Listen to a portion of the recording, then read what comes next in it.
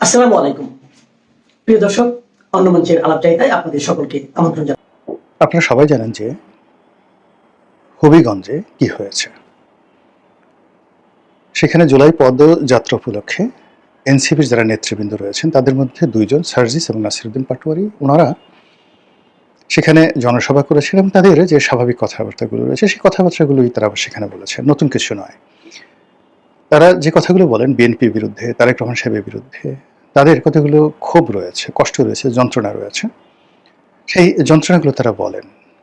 এবং আমি ব্যক্তিগতভাবে মনে করি যে তারা আমাদের জন্য যা কিছু করেছেন 2024 সনের জুলাই আগস্টে, তার প্রেক্ষিতে তাদের জবান থেকে যদি এরকম কিছু বক্তব্য আসে, হয়তো আপনার কাছে শালীন মনে হবে না, আপনার কাছে মনে হচ্ছে যে এটার কাঙ্ক্ষিত মান নেই, কিন্তু বুঝতে হবে যে এই কথাগুলো কেন তারা বলছেন। মূল ব্যাপারটা হলো যে আমাদের দেশে গত 17 বছর ধরে আওয়ামী লীগের যে শাসনামল, সেই শাসনামলের বিরুদ্ধে কার্যত আমরা কোনো শক্তিমত্তা প্রদর্শন করতে পারিনি রাজনৈতিক দলগুলো। ভারতে এই মুহূর্তে যেমন পুরো মোদী সরকারকে উল্টে দিয়েছে ককরোচ বাহিনী। সেখানে কংগ্রেস, তৃণমূল কংগ্রেস, অন্যান্য রাজনৈতিক দল, আম আদমি পার্টি, এখন আসলে ভারতে একমাত্র সর্বভারতীয় যে রাজনৈতিক দল সেটি কেবলমাত্র ধরুন বিজেপি। অন্যান্য যে সকল দল মানে সবই আঞ্চলিক, এমনকি এখন যে কংগ্রেসের মতো দলও কিন্তু এখানে আঞ্চলিক দলে পরিণত হয়ে গেছে।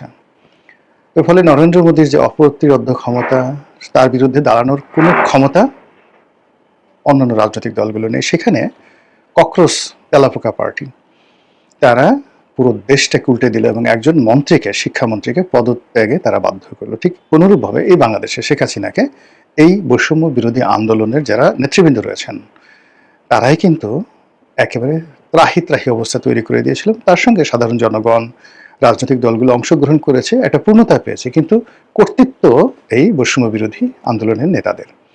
কাজেই তাদের সেই আন্দোলনের মাসটিকে তারা উদযাপন করবে। এজন্য আমাদের আসলে একটা ওয়াক ওভার তাদেরকে দেওয়া উচিত, একটা সার্টেন মানে লিমিট পর্যন্ত। তো সেটি 2024 সনে তারা বেশ সুন্দরভাবে করেছেন। 2025 সনে তারা সব জায়গাতেই করার চেষ্টা করেছেন, কিন্তু দেখা গেল যে 2025 সনে গোপালগঞ্জে গিয়ে তারা মারাত্মকভাবে লাঞ্ছিত, অপমানিত হয়েছেন এবং এর জন্য বহু মানুষের প্রাণ ঝরেছে। এবং ওই সময় যদি সেনাবাহিনী সেখানে তাদেরকে উদ্ধার না করতেন, সেখানে অ্যাপাচি না পাঠাতেন, তাহলে হয়তো সেই দিন বৈষম্য বিরোধী যারা নেতা রয়েছেন তারা প্রাণে বাঁচতেন না। তো চিন্তা করুন, গোপালগঞ্জ, তো গোপাল তার সাথে সাথে আবার গঞ্জ আছে। এবছরও ঠিক অনেক জায়গাতে তারা গিয়েছে, কিন্তু হবির সাথে যে গঞ্জ আছে, হবিগঞ্জ, এই হবিগঞ্জে গিয়ে তারা বিপদে পড়েছেন। এখন এই যে এনসিপির যারা নেতৃবৃন্দ রয়েছেন সেই নেতৃবৃন্দের সঙ্গে আমার কাছে মনে হচ্ছে গঞ্জ শব্দটি তাদের সাথে কুফা। আগামীতে তারা যে কোনো গঞ্জে যাবেন 100 বার তাদেরকে দোয়া দরুদ পড়ে, তারপরে তাবিজ কবাজ করে, বান মেরে, নিজেদের শরীর বন্ধন তৈরি করে তাদেরকে এই গঞ্জে যেতে হবে। যেমন নারায়ণগঞ্জ, শায়েস্তাগঞ্জ, এরকম যে সকল গঞ্জ রয়েছে, গোপালগঞ্জ তো আছেই। তো যেই শহরগুলোতে গঞ্জ আছে সেখানে তারা ভবিষ্যতে সতর্ক হবেন। অধিকন্তু হবিগঞ্জ, এখানে কিন্তু বৈষম্য বিরোধী আন্দোলনের সবচেয়ে নির্মম এবং নৃশংস ঘটনাগুলো ঘটেছে। বহু হত্যাকাণ্ড, থানা লুট, পুলিশের সাথে মারামারি, তারপরে এখানে প্রাণহানি সেই জুলাই আগস্ট বিপ্লবের সময় এখানে বেশি হয়েছে। কাজেই এখানে যেখানে ধরুন হতাহত বেশি হয়, সেখানে বহু পক্ষ, শত্রু এবং মিত্র সেখানে দাঁড়িয়ে থাকে। ফলে ওখানে আওয়ামী লীগের লোকজন ফাঁদ পেতে আছে, বিএনপির লোকজন ফাঁদ পেতে আছে, বৈষম্য বিরোধী যারা লোকজন ওখানে এই গত 2 বছর সেখানে তারা দাপট দেখিয়েছে। তো কাজেই এরকম একটা জায়গাতে তাদেরকে যে প্রস্তুতি নিয়ে যাওয়া উচিত ছিল সেই প্রস্তুতি নিয়ে তারা যাননি। অধিকাংশ সেখানে গিয়ে তারা নর্মাল ওয়েতে যে কথাবার্তাগুলো বলেছেন, আর তার প্রেক্ষিতে অনুষ্ঠান শেষে মারামারি হয়েছে, কাটাকাটি হয়েছে। প্রথম দিকে অনেকে বলার চেষ্টা করেছেন যে এটা এনসিপির অভ্যন্তরীণ মারামারি। কেউ হয়তো এটাকে অনেকে নাটক বলার চেষ্টা করেছেন। এর কারণ ছাত্রদল লেখা যে জার্সি, এই জার্সি পরে অনেকে এখানে মারামারি করেছে। তাহলে ছাত্রদলের যে জার্সি পরে মারামারি করতে যাওয়া এটা একটা নির্বুদ্ধিতা, মানে এরকম একটা অল্প বুদ্ধির মানুষ বাংলাদেশের কোনো জায়গাতে নেই। তাহলে এই জার্সি যারা পরলো তারা কারা, এটা ভাবতে হবে। প্ল্যান করতে মারামারি করা যায় না। এবং যদি ছাত্রদল জার্সি পরে তারপরে সে ডিক্লেয়ার দিয়ে তাদেরকে মারার জন্য প্রি প্ল্যান্ড ওয়েতে এখানে এই কাজগুলো করে থাকে, আমি মনে করি সরকারের এই বিষয়টি তদন্ত করা উচিত, দায়ী ব্যক্তিদের শাস্তি দেওয়া উচিত। এবং এই ধরনের জার্সি পরে মারামারির ঘটনা অতীতে ছাত্রলীগও করেনি, ছাত্র শিবির করেনি, যে গায়ে শিবিরের গেঞ্জি পরে, ছাত্রলীগের গেঞ্জি পরে তারা একসাথে সেই লাঠিসোঁটা হাতে নিয়ে প্রতিপক্ষের উপর হামলে পড়েছে, এরকম ঘটনা ঘটেনি। তো এখানে যদি তারা জার্সি পরে গিয়ে থাকে সেটা সরকারকে কগনিজেন্সে দিতে হবে। আবার যদি শিবিরের লোক, এনসিপির লোক, ইভেন ছাত্রদলের লোক মূলত সরকারকে বিব্রত করার জন্য ছাত্রদলের জার্সি পরে এই ধরনের ঘটনা ঘটিয়ে থাকে, সেটাও কগনিজেন্সে নিতে হবে।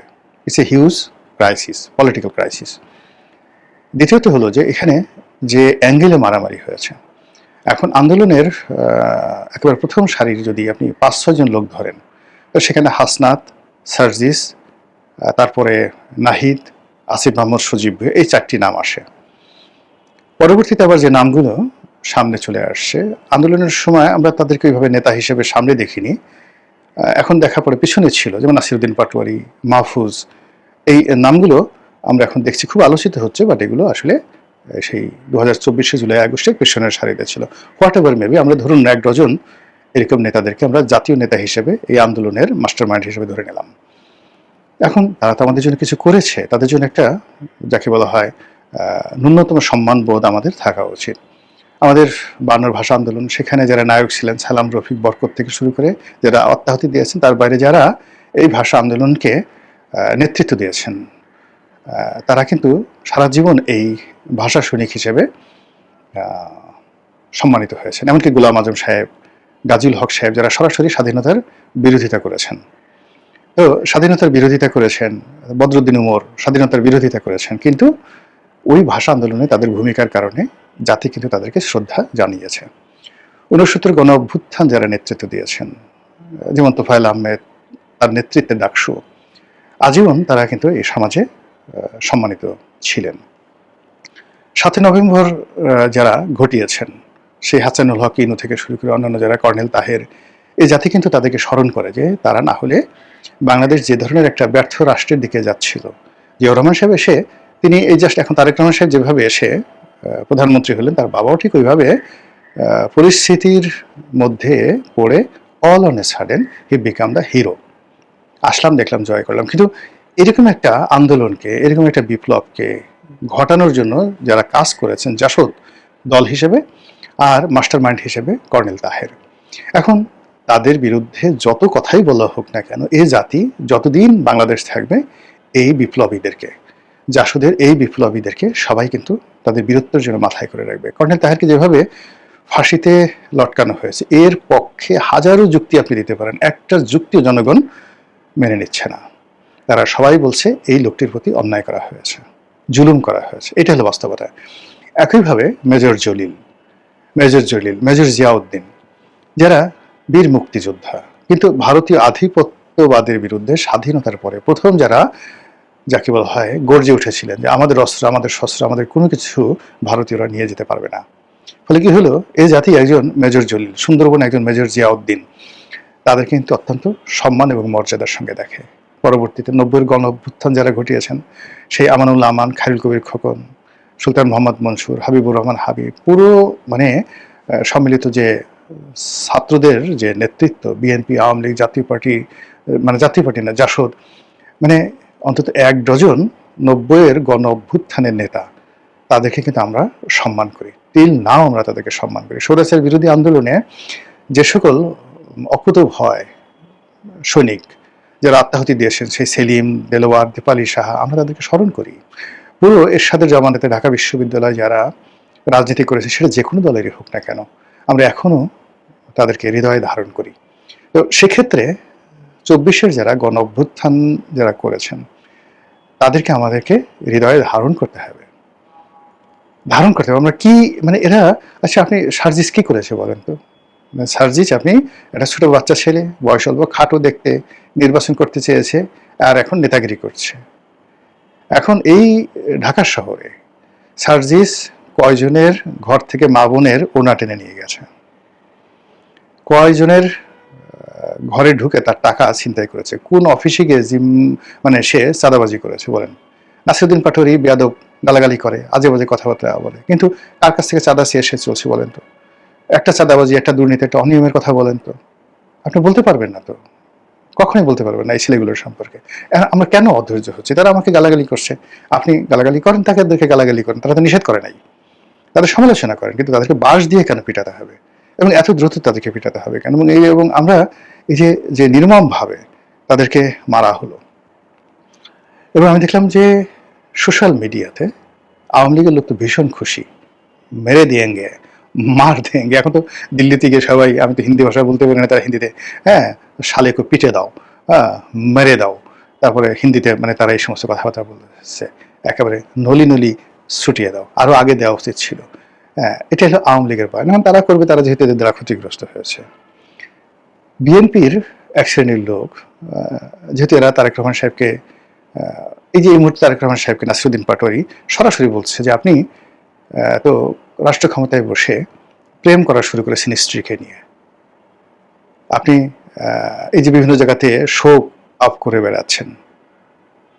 এই কথা বলা কিন্তু এত সোজা না, এটা বিপ্লবীদের পক্ষে সম্ভব। আপনি মানে এটার অ্যাগেনস্টে যদি তারেক রহমান সাহেব নিজে বলতেন, তার লোকজন বলতেন যে না এটার পক্ষে যুক্তি আছে, সেটা অনেক ডিসেন্ট হয়ে হতো। কিন্তু কথা না বলে এখন তার টেংরি ভাঙতে হবে, তাকে বাঁশ দিয়ে পিটাতে হবে। আই ডু নট সাপোর্ট ইট। আবার তিনি সালাউদ্দিন সাহেব সম্পর্কে অভিযোগ করছেন যে উনি তো এসালামের লোক, এসালাম ওনাকে চালাচ্ছে, উনি দেশ চালাচ্ছেন, পুরো দেশই তো এসালাম চালাচ্ছে, এসালামের রাষ্ট্রপতি, এসালামের শেখ হাসিনা, এসালামের শেখ রেহানা, এসালামই তো এখন সারা বাংলাদেশ চালাচ্ছে। আচ্ছা, আপনি এই কথার উত্তর দেন না। এই যে কথাগুলো সে বলছেন, এই কথাগুলোর উত্তর দেন। তারা যে সকল দুর্নীতির অভিযোগ চলছে, চাঁদাবাজির কথা বলছে, এগুলোর ব্যাপারে এগুলোর তো প্রত্যেকটা কথারই উত্তর আছে, অনেক সুন্দর সুন্দর উত্তর আছে। কিন্তু তাদেরকে ব্যক্তিগতভাবে, মানে তারা তো সালাউদ্দিন সাহেব, তারেক রহমান সাহেব, অন্য যে কোনো ব্যক্তির সঙ্গে এদের কারোর তো ব্যক্তিগত দ্বন্দ্ব সংঘাত নেই। আর তারা এখন যে পর্যায়ে আছে ভুলে গেলেও, মানে আগামী এই মানে যদি অলৌকিক কোনো ঘটনা না ঘটে, জিন পরি এসে যদি তাদেরকে রাষ্ট্রপতি প্রধানমন্ত্রী না বানিয়ে দেয়, তাহলে তাদের রাজনৈতিক ভবিষ্যৎ আগামীতে একটা এমপি হবে, এটাই দুরূহ বিষয়। তো সেক্ষেত্রে তাদের যে কন্ট্রিবিউশন, সেই কন্ট্রিবিউশনের অ্যাগেনস্টে তারা যেভাবে আওয়াজ তুলছে, এই আওয়াজগুলো তো আসলে বিএনপির জন্য অনেক ভালো।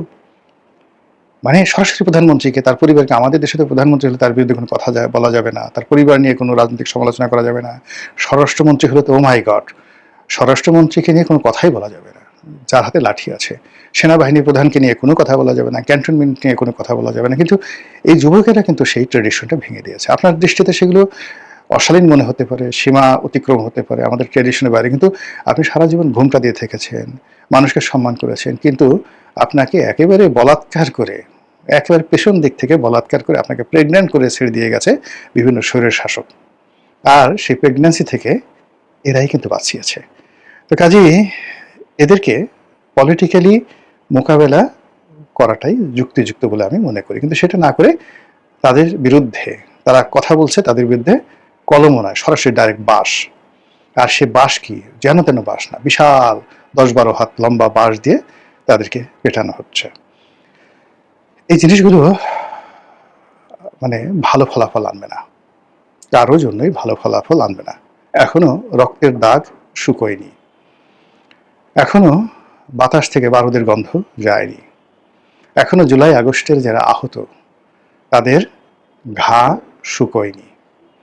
কাজে এত দ্রুত যদি আমরা সবকিছু ভুলে যাই এবং ঘুরে দাঁড়ানোর চেষ্টা করি, এবং মানে যার কারণে মানে সিন্নি খেলাম, সেই মোল্লাকে চিনলাম না, মোল্লার কারণে সিন্নি, এরকম পার্লামেন্টের মজার মজার কথাগুলো হচ্ছিল, সেই মোল্লাদেরকে আমরা এখন ভুলে যাচ্ছি।